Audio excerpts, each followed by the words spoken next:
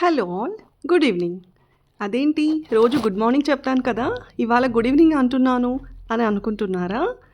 ఇవాళ నాకు చిన్న పర్సనల్ పని పడి నేను ఊరు వెళ్ళాల్సి వచ్చింది. సో ఊరు వెళ్ళేసి వచ్చి ఈవినింగ్ డిస్కంటిన్యూ చేయకూడదు, కన్సిస్టెంట్గా ఉండాలి అన్న ఉద్దేశం చేత నేను ఇవాళ ఈవినింగ్ చేసుకున్నాను.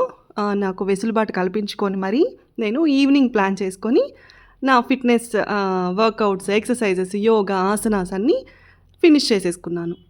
సో ఇవాళ ఎవరైతే నా వీడియో చూస్తున్నారో దేనికోసం వెయిట్ చేస్తున్నారు మీరు? ఇంకా అట్లీస్ట్ ఇవాల్టి నుండైనా స్టార్ట్ చేసి మీరు మీ ఫిట్నెస్ వైపు కొన్ని అడుగులు స్టార్ట్ చేస్తారని కోరుకుంటున్నాను. ఇంకా నేను ప్రతిరోజు చెక్ లిస్ట్ గురించి మాట్లాడతాను కదా. So please open the check list. Check list ఏమేమి డిస్కస్ చేస్తాను చెక్ లిస్ట్లో. So the first point is get up from the bed early. So ఎర్లీగా నిద్ర లేవడము. ఎర్లీగా నిద్ర లేవాలి అంటే ముందు రోజు నైట్ ఎర్లీగా పడుకోవాలి కదా. ముందు రోజు నైట్ ఎర్లీగా పడుకునేసి మార్నింగ్ ఎర్లీగా నిద్ర లేచి ఒక గ్లాసుడు హాట్ వాటర్ తాగడము is the second point. So first point ఏంటి? ఎర్లీగా లేవడము. Second point lukewarm water తాగడము. Third point sit in Malasana for 5 to 10 minutes. మలాసనలో ఒక 5-10 నిమిషాలు కూర్చొనేసి న్యాచురల్ కాల్స్ తీసేసుకోవడము ఈజ్ ద ఫోర్త్ పాయింట్ అనమాట. So next fifth point, yoga mat తీసేసుకొని వాటర్ బాటిల్ పక్కన పెట్టేసుకొని come on start along with me in your fitness journey. So ఎవరికైతే మార్నింగ్ వెసులుబాటు ఉండదో, మార్నింగ్ చేసుకోవడానికి వీలవ్వదో, వాళ్ళు మీ డైలీ మీకు ఏ టైంలో ఈజీగా చేసుకోగలరో ఆ టైంలో ప్లాన్ చేసుకొని కంటిన్యూ చేసేసుకొని ముగించుకోండి. సో ఇంకా నేను పర్సనల్ పని అని చెప్పాను కదా.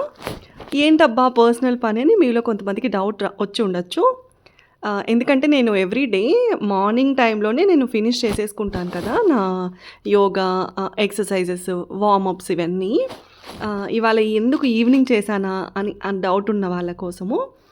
సో మేము మా విలేజ్లో, మా గ్రామంలో గ్రామదేవతలు ఉంటారు కదా.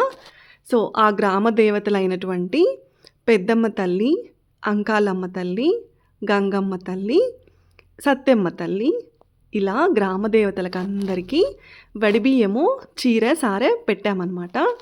అలాగే మా ఇంటి పెద్ద ఆడపడుచుకి కూడా మేము వడిబియ్యం పెట్టి చీర పెట్టామన్నమాట. సో ఆ కార్యక్రమం ముగించుకోవడం కోసము నేను ఇవాళ మా ఊరు వెళ్ళాల్సి వచ్చింది. సో అందుచేత నేను రిటర్న్ వచ్చాక ఇవాళ ఈవినింగ్ స్టార్ట్ చేసుకొని ఫినిష్ చేసుకున్నాను అనమాట. సో గ్రామదేవతలతో పాటి మన ఇంటి ఆడబిడ్డ కూడా దేవతతో సమానమే కదా. సో అలా ఈరోజు మేము 5 దేవతలకు వడిబియ్యము, చీర, సార పెట్టిన ఆనందంలో ఉన్నామన్నమాట. నిజంగా చెప్తున్నాను, ఇవాళ మనసుకి ఎంత ప్రశాంతంగా ఉందంటే, మార్నింగ్ అస్సలు మనము మామూలుగా అయితే లేవం కదా. 3:34 ఇన్ బిట్వీన్ ఆ టైంలో లేచి తలస్నానం చేసి మనము అన్నీ బోనము, శనగలు ఉడకబెట్టుకొని బోనం కుండ రెడీ చేసుకొని, సో ఇలా మనకు తెలియకుండానే అలా ఒక ఉత్తేజం అనేది వస్తుంది కదా. ఇదంతా ఎలా మనకి పాసిబుల్ అవుతుందండి? ఏమో ఆ అమ్మవారే మనతో చేయించుకుంటుందేమో అని అనిపిస్తుందన్నమాట నాకు.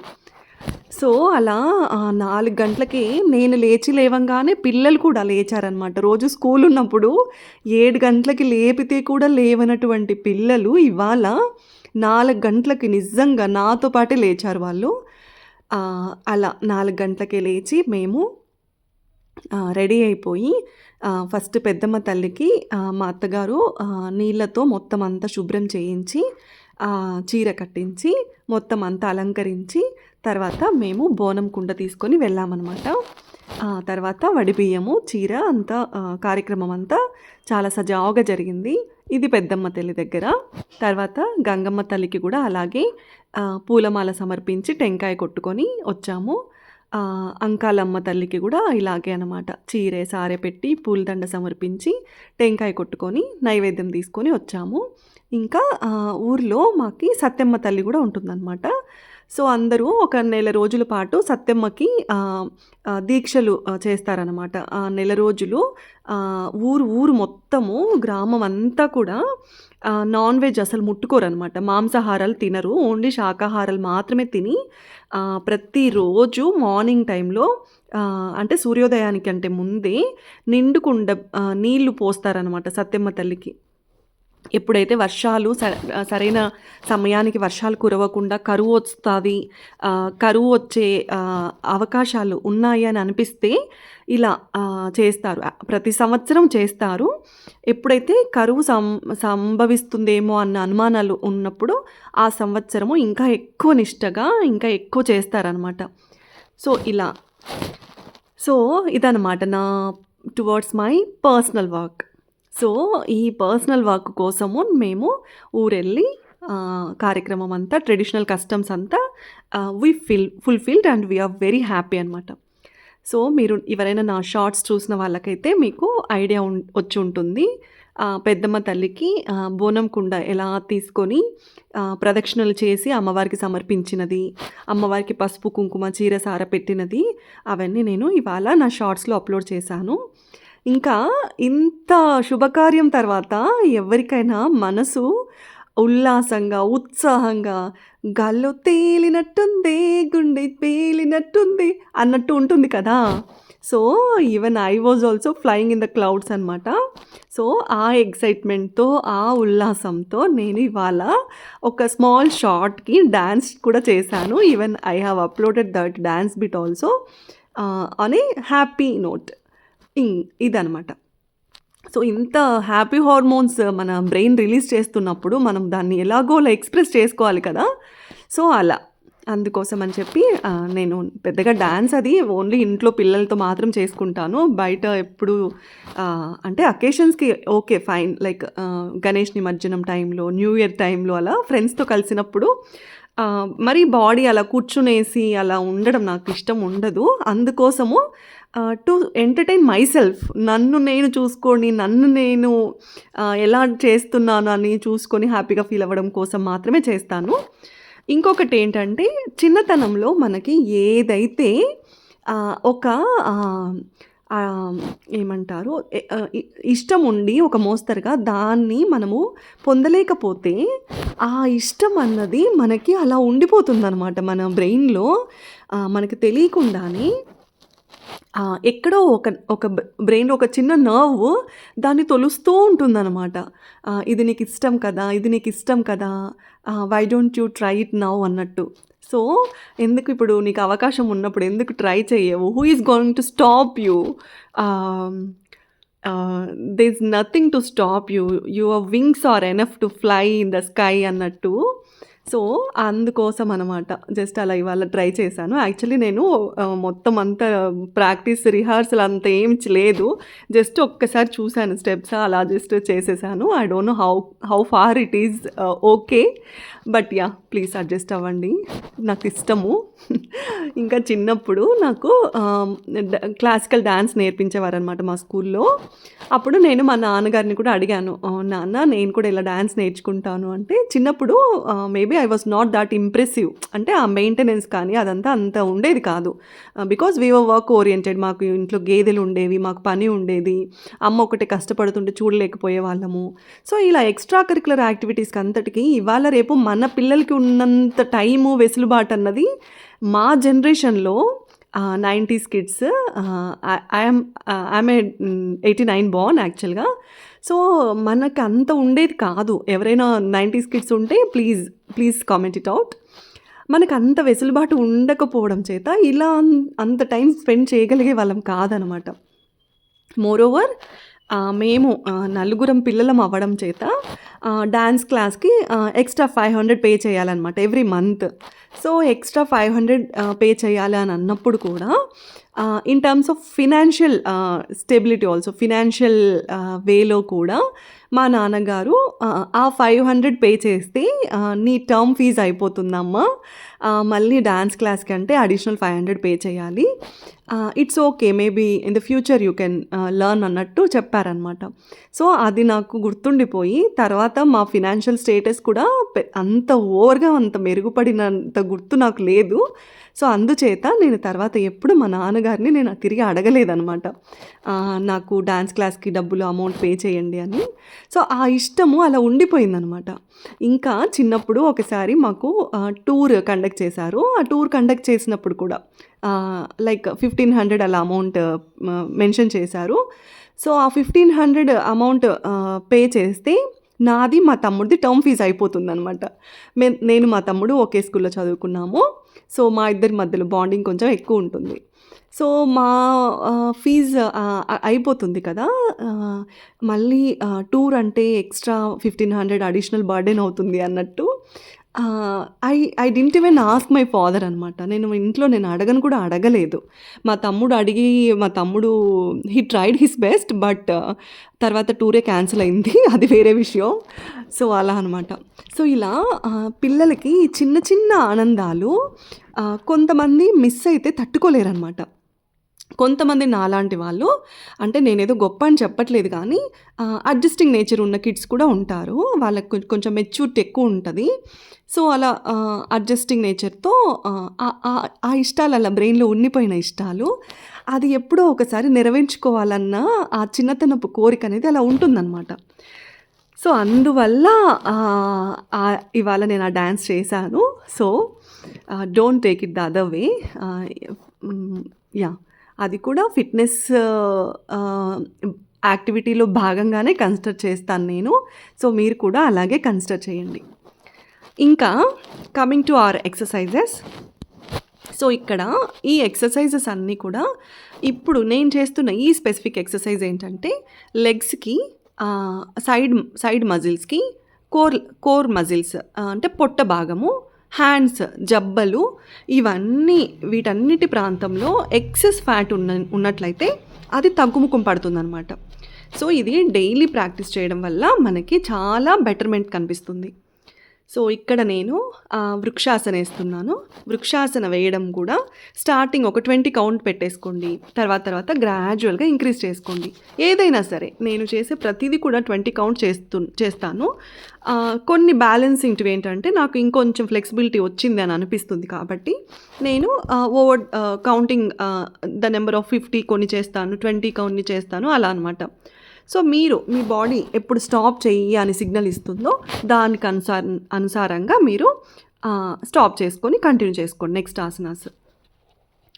సో, ఇంకా నేను ఒక విషయం గురించి మీతో ఇవాళ ఖచ్చితంగా మాట్లాడాలని అనుకుంటున్నాను. అది ఏంటంటే ఇప్పుడు నేను చేస్తున్న ఆసనం వచ్చేసి త్రికోణాసన్. నేను ఇంకా కొంచెం ఫ్లెక్సిబిలిటీ తెచ్చుకోవాలని అనుకుంటున్నాను. ఇప్పుడు నేను చేస్తున్న భంగిమ ఏదైతే ఉందో అది ఇంకా కొంచెం ఫ్లెక్సిబుల్‌గా చేయొచ్చనమాట. సో, అదన్నమాట. నేను మాట్లాడాలనుకున్న విషయం ఏంటంటే రీసెంట్‌గా న్యూస్‌లో 2 ఇన్సిడెంట్స్ నన్ను చాలా డిస్టర్బ్ చేశాయన్నమాట. నేను చాలా విచారం వ్యక్తం చేయాల్సినటువంటి ఇన్సిడెంట్స్ అవి 2. అవి ఏంటంటే ఫస్ట్‌దొచ్చేసి Rajasthan girl of 13 years old. She was raped and she was no more. అదొకటి. ఇంకొకటి Amaira a school student. She committed suicide. She jumped from 4th floor of her own school and she passed away. So, ఇవి 2 విషయాల గురించి నేను కొద్దిగా మాట్లాడదామని అనుకుంటున్నాను. ఎందుకు మాట్లాడాలని అనుకుంటున్నాను అనంటే I'm a mother of 2 girls. నేను 2 ఆడపిల్లలకి తల్లిగా ఈవెన్ ఇలాంటి ఇన్సిడెంట్స్ ఎక్కడో జరిగాయిలే, ఎవరికో జరిగాయిలే అని అనుకునేలాగా లేదు సిచ్యువేషన్ ఇవాళ సొసైటీలో. రేపు మనకే జరగచ్చేమో, రేపటి రోజున ఆ సిచ్యుయేషన్‌లో మనమే ఉండొచ్చేమో అనేలాగా ఉన్నాయి.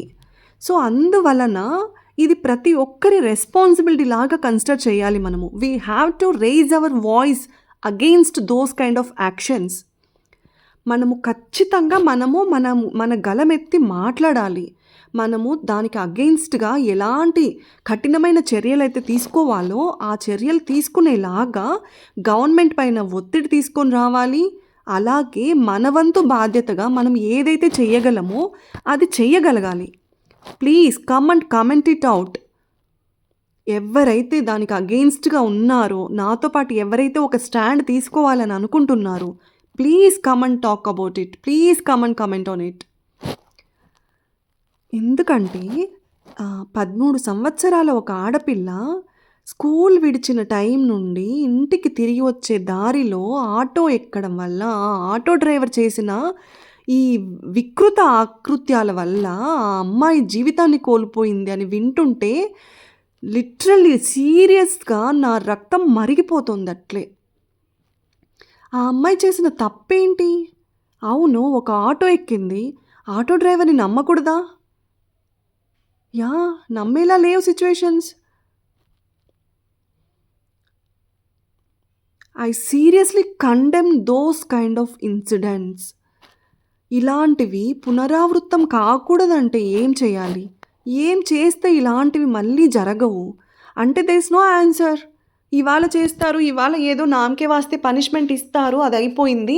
రేపటి రోజున మళ్ళీ ఇంకొక ప్లేస్‌లో ఎక్కడో ఒక చోట ఎవరికో ఒకరికి ఇంకొక తల్లి కన్నా ఆడబిడ్డ మళ్ళీ ఇదే దుస్థితికి గురవుతుంది. ఎందుకు? ఎందుచేత? వీళ్ళని ఇలాంటి ఆకృత్యాలు చేసే వాళ్ళని మానవ మృగాలు అనాలన్నా కూడా ఆ మృగాలు కూడా సిగ్గుపడతాయి అనుకుంటా. ఎందుకంటే అవేం చేస్తున్నాయి? జాతి వైరం ఉంటే తప్పితే అవి వేటితోనూ ఏమంటారు, ఆకలి చేతనో ఇంకొక కారణం చేతనో వాటి పరిసరాలని అవి అధీనంలోకి తెచ్చుకోవడానికి పోట్లాడతాయి తప్పితే అవి నీతిగా నిజాయితీగా బ్రతుకుతున్నాయి. అందుకే ఇలాంటి వాళ్ళని మానవ మృగాలు అని అనాలన్నా కూడా నాకు మనసు రావడం లేదు. ఎందుకంటే జంతువులే నయం అనిపిస్తుంది. వీళ్ళు ఇలాంటి వారు ఏ రాక్షస జాతికి చెందినవారో ఏంటో అని కూడా నాకు అనుమానం వస్తుంది. ఎలా మనసొస్తుందండి? మన ఇంట్లో ఉన్నటువంటి ఆడబిడ్డలు గుర్తురారా? ఏమొస్తుంది? నిష్కారణంగా ఆ తల్లిదండ్రుల బాధని, ఆ తల్లిదండ్రుల శోకాన్ని పసిబిడ్డ, ఆడబిడ్డ ఎంత నరకం అనుభవించుంటుందో. ఆడపిల్లలున్న తల్లిదండ్రులు ఇలా దినదినగండం నూరేళ్ల ఆయుష్షుగా ఎందుకు బ్రతకాలి? భయంగా ఆ పిల్లలు బయటికెళ్ళి ఆడుకోవాలన్నా భయమే, ఎక్కడికైనా ఒంటరిగా పంపించాలన్నా భయమే. అనుక్షణము తల్లిదండ్రులు ఎంతసేపంటే వాళ్ళని కంటికి రెప్పలాగా కనిపెట్టుకొని ఉండగలరండి? ఏం చెయ్యాలి? ఏం చేస్తే ఇలాంటివి కంప్లీట్‌గా ఆగిపోతాయి? అసలు అలాంటివి ఆలోచన రావాలన్నా కూడా వాళ్ళకి భయభ్రాంతులకు గురయ్యి వణుకు పుట్టేలాగా ఉండాలి. అలా జరగాలంటే ఏం చేయాలి? ఎన్ని చూసాము. ఒక 'దిశ' చూసాము, ఒక 'నిర్భయ' చూసాము. అయినా ఏం మారింది? ప్రపంచం ఏమీ మారలేదు. రేపటి మన భావి భారత పౌరులకి మనము ఏం నేర్పిస్తున్నాము? ఎక్కడుంది సేఫ్టీ? ఆడపిల్ల బయటికెళ్ళి తిరిగి ఇంటికి రావాలంటే తల్లిదండ్రులు 1000 కళ్ళతో ఎదురుచూడాల్సొస్తుంది. కొన్ని వేల ఒత్తులేసుకొని వేల కాంతులతో ఎదురుచూడాల్సొస్తుంది.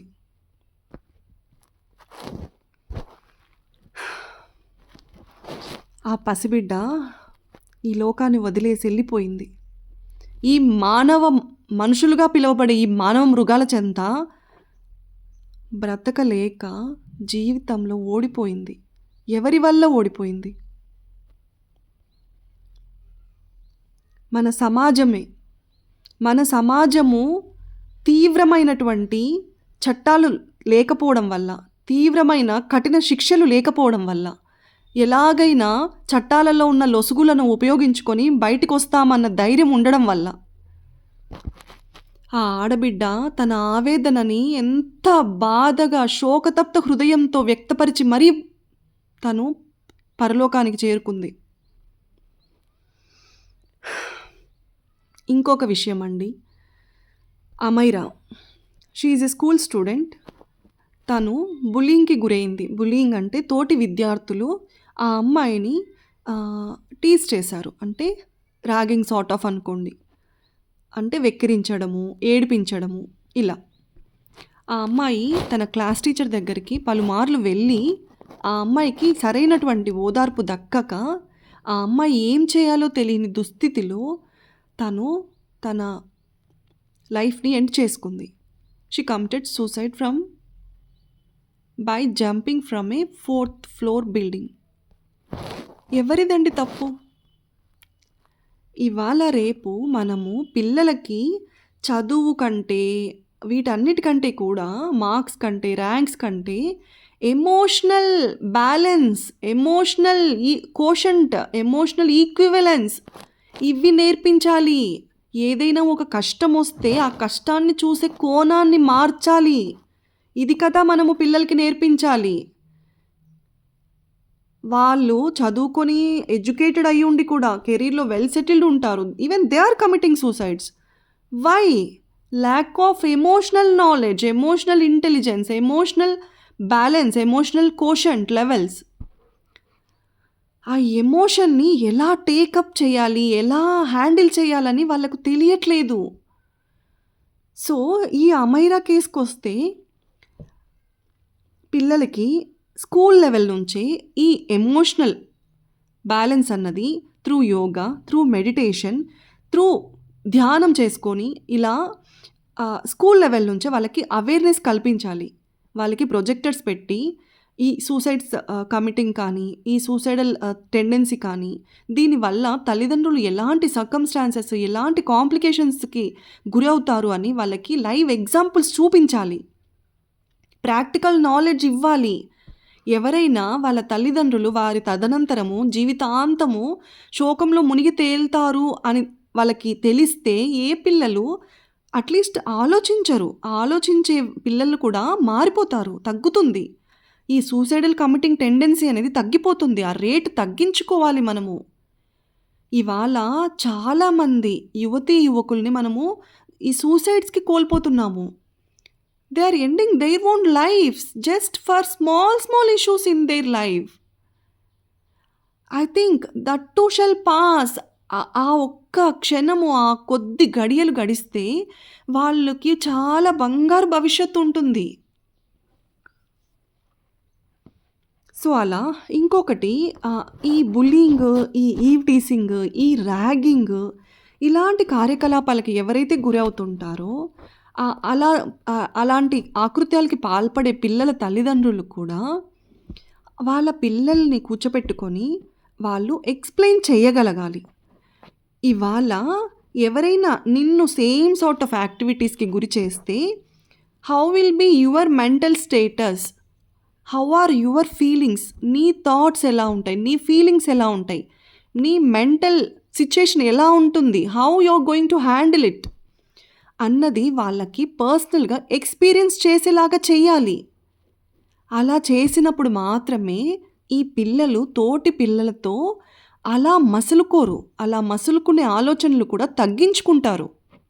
ఎందుకంటే they will know the consequences of those activities కదా. ఇదంతా ఎక్కడ నుండి స్టార్ట్ అవ్వాలి? పిల్లల భవిష్యత్తు తల్లిదండ్రుల పైన ఎంత ఉందో స్కూల్ మేనేజ్మెంట్ పైన కూడా అంతే ఉంది. స్కూల్ మేనేజ్మెంట్ పైన ఎంత ఉందో తల్లిదండ్రుల పైన మీద కూడా అంతే ఉంది.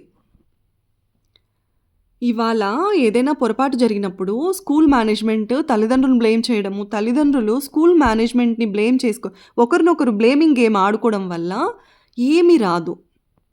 The last child is a last child. వారి బిడ్డను కోల్పోయారు. ఇంకా ఏముంది? వాళ్ళు ఇంకా దేనికోసం పోరాడాలి? ఎంతోమంది తల్లిదండ్రులు ఈ పోరాటాల్లో ఓడిపోతున్నారు కూడా.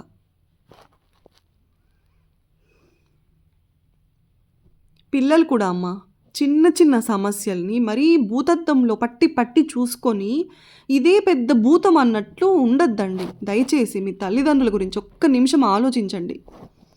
This is my serious request. ఇంకా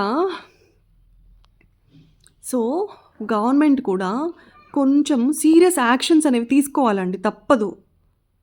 ఇలాంటివి మళ్ళీ జరగకూడదు. ఇంకా ఇవాళ రేపు నామకే వాస్తే పనిష్మెంట్స్ ఇస్తున్నారు.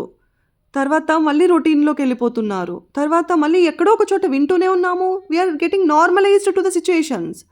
మనము ఇది నార్మల్‌గా చూస్తున్నాము. This is not normal. This shouldn't be normalized. ఇది నార్మలైజ్డ్‌గా చూడకూడదు. ఏమో ఈరోజు అక్కడ, రేపు మన ఇంట్లో కూడా జరగచ్చు కదా! రేపు మన ఇంట్లో జరిగినప్పుడు మాత్రమే మనం బాధపడదామా? రేపు మన ఇంట్లో జరిగినప్పుడు మాత్రమే మనము చర్యలకు ఉపక్రమిద్దామా? అలా వద్దు. ఇవ్వాల ప్రతి ఒక్కరూ please rise your voice. So Rajasthan 13 సంవత్సరాల అమ్మాయి కోసము నేను నా అగాఢ సంతాపాన్ని తెలియజేస్తున్నాను. ఆర్ఐపి అని చెప్పాలన్నా కూడా నాకు మనసు రావట్లేదు. But still rest in peace my daughter of India. ఇంకా ఇంకా ఎవరైతే నా వీడియోస్ ఫస్ట్ టైం చూస్తున్నారో నా ఇవాల్టి ఎక్సర్సైజెస్ దగ్గరికి డైరెక్ట్ వచ్చి ఇవి ఫాలో అవ్వద్దండి. ప్లీజ్ గ్రాడ్యువల్గా డే 1, 2, 3 అలా స్టార్ట్ చేసుకొని రండి. ఆల్ ఆఫ్ సడన్ ఇవాల్టి రోజు స్టార్ట్ చేయడం వల్ల మీకు బాడీ పెయిన్స్ వస్తాయి. ఆ బాడీ పెయిన్స్ వల్ల మీరు again you will have a tendency to quit అనమాట. సో మీరు క్విట్ చేసే ఛాన్సెస్ ఎక్కువ ఉంటాయి. సో నేను ఇక్కడ చేస్తున్న స్పెసిఫిక్ ఆసన అనేది మార్జరీ ఆసన. సో ఇది క్యాట్ కౌ పోజ్ అనమాట. ఇది చేయడం వల్ల మనకి స్పైనల్ కార్డ్, పొట్ట దగ్గర మజిల్స్, పొట్ట దగ్గర లూజ్ బాడీ ఉంటుంది కదా, సో అది తగ్గుతుందన్నమాట. ఇంకా ఈ పొట్ట అన్నది నాకు కొంచెం టమ్మీ అనేది I still have that tummy which I have lot of time to even go through and take care of.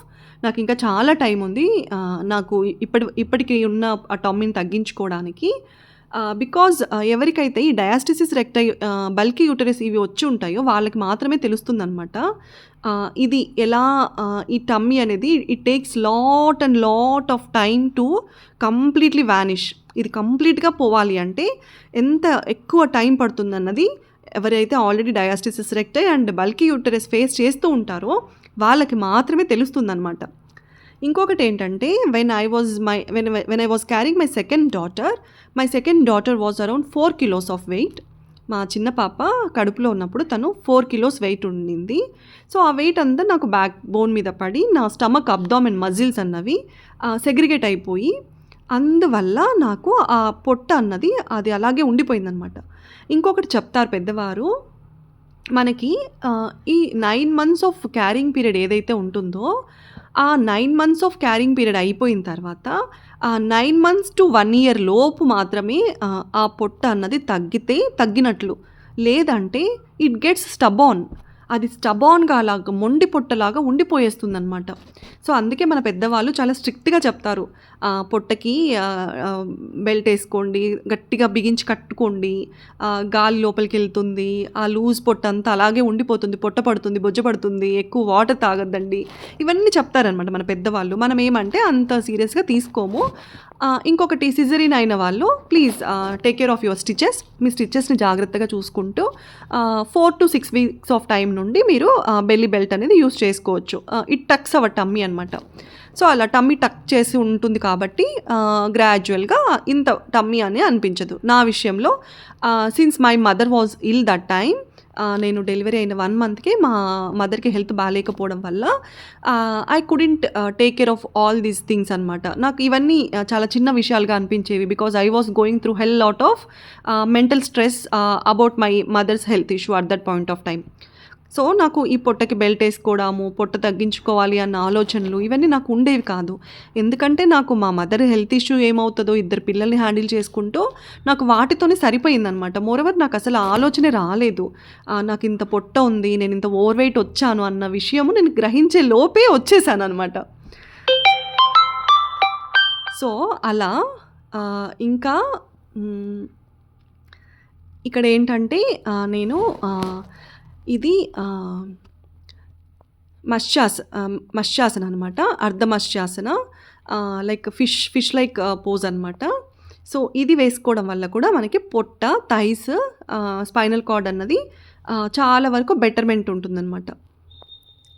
ఇంకా ఎవరైనా ప్రెగ్నెంట్ లేడీస్ నా వీడియో చూస్తున్నట్లయితే అట్లీస్ట్ మీరు ముందు జాగ్రత్తగా మీరు ఆ టమ్మీని టేక్ కేర్ చేసుకోండి. ఎందుకంటే 9 మంత్స్ ఆఫ్ ఆ గెస్టేషనల్ పీరియడ్ ఉంటుంది కదా, ఆ పీరియడ్లో మనకి ఎంతైతే మనము వెయిట్ గెయిన్ అవుతామో ఆ gain if we rebounds to the same wait back in the same tenure of time, అంటే 9 మంత్స్లో మనం ఎంత వెయిట్ అయితే అవుతామో తిరిగి అదే 9 months of after delivery time కూడా మనము ఆ సేమ్ వెయిట్కి సేమ్ పొజిషన్కి రాగలిగితే అప్పుడు మాత్రమే మనకి ఈ ఓవర్ వెయిట్, ఈ ఎక్స్ట్రా టమ్మీ ఇలాంటి ప్రాబ్లమ్స్ నుంచి వీఆర్ లిటిల్ బిట్ సేఫ్ హ్యాండ్స్లో ఉంటామన్నమాట. సో ఇది ఒక టైప్ ఆఫ్ నా చేతుల్ని నా బ్రొటన వేళ్ళకి ఆనిస్తానన్నమాట. సో ఇక్కడ కూడా మన పొట్ట మీద ప్రెషర్ పడుతుంది, మన పొట్ట కొంచెం క్రమేపీ తగ్గుముఖం పడుతుందన్నమాట. సో ఇంకా my friends who supported me so far, thank you so much. This is on a gratitude note. ఇంకా నేను కొన్ని స్పెసిఫిక్ సూర్య నమస్కారాస్, కొన్ని basic warmups for yoga beginners, ఇంకా కొన్ని బేసిక్ ఆసనాస్ ఫర్ బిగినర్స్ చేసి ఉంచాను.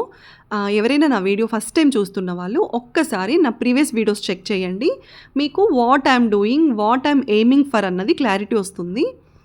ఇంకొకటి ఏమంటే నేను డిఫరెంట్ టైప్ ఆఫ్ క్యాన్సర్స్కి, బ్రెస్ట్ క్యాన్సర్ ఎలా వస్తుంది, మా మదర్కి ఎలా వచ్చింది, మేము ఎలా డిటెక్ట్ చేసాము, what is the process after we detect those kind of cancers, ఇలాంటి విషయాలన్నీ నా ప్రీవియస్ వీడియోస్లో డిస్కస్ చేసి ఉన్నాను.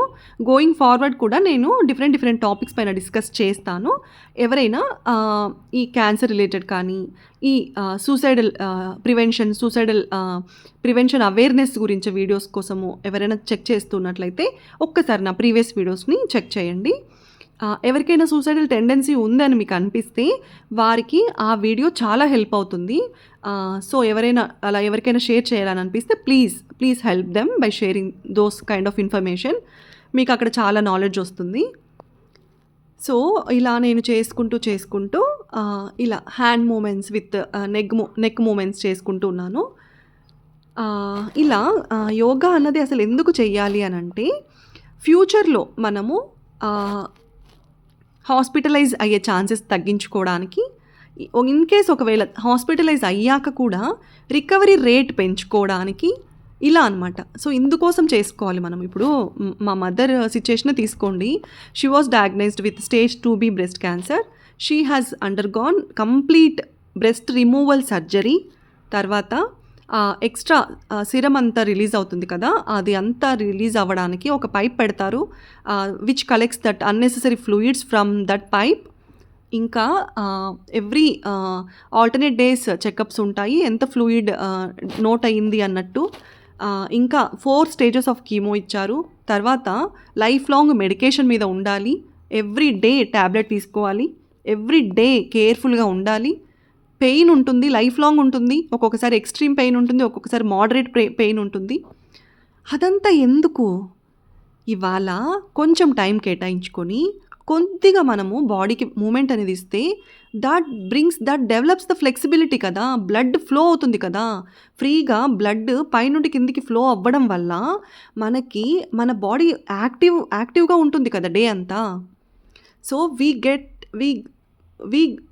Get flow into that free mobility కదా. సో దానికోసం చేసుకోండి. ఇంకా ఈ బ్రెత్ వర్క్ అన్నది, బ్రీతింగ్ ఎక్సర్సైజెస్, మెడిటేషన్, ధ్యానము, ఇవన్నీ కూడా చాలా ఇంపార్టెంట్ అనమాట. ఇవాళ రేపు వస్తున్న స్ట్రెస్ రిలేటెడ్ ఇష్యూస్కి హ్యాపీ హార్మోన్స్ ఉన్నాయి కదా, మనకి 4 ఉన్నాయి కదా, oxytocin, dopamine, endorphins, serotonin. So వీటిపైన వర్క్ చేసుకోండి. చూడండి, నేను మొత్తం చేశాక నా ఫేస్లో ఆ రిలాక్స్డ్ ఫీలింగ్, ఆ happy feeling with a dimple in the cheeks. I'm very happy. ఇవాల్టికింతే. Thank you so much. Whoever is supporting me, thank you once again. Thank you so much.